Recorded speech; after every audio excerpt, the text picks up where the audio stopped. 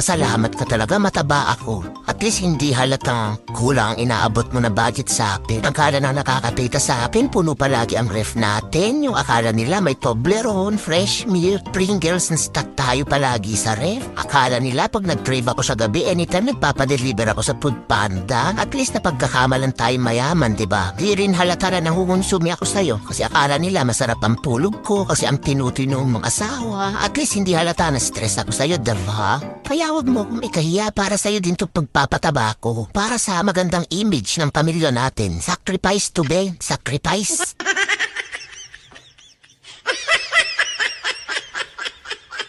Asawang babae na walang ka-income pero tumanda na kayo, nagka-losyang sa pagtatrabaho sa bahay. Ang totoo niyan, dapat binibigyan kayo ng allowance ng asawa nyo na inyo talaga. Di ba? May allowance sa mga bata, but ang wife walang allowance. Ang ibinibigay mo, pamalengke. That's for all. Eh yung siya, paano? Di ba? Tapos birthday niya, reregaluhan mo pa ng magandang kaldero. Para maipagluto ka na naman niya ng masarap. Bibigyan mo ng kalan, ng refrigerator. Ang wife, pag nireregaluhan, yung pangkanya. Hindi yung panglahat.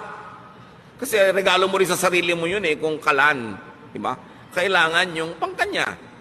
At kung sasabihin ako naghahanap buhay, subukan yung mga wives, huwag kayong gumawa sa bahay. Kung may isuot yung mga asawa nyo pagpasok sa opisina, kumedat ng pagkain, siya ang magbayad ng mga Meralco, pumila sa mga bayarin na tubig, subukan nyo. Kaya dapat yung mga wives may sariling allowance yan. Para hindi naman kung bigla gusto kayong layasan, walang pamasahe.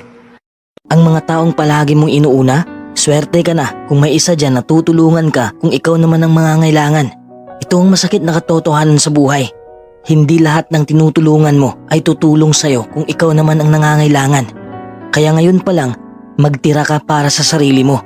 Dahil kung mauubusan ka na, saan ka pupulutin? Saan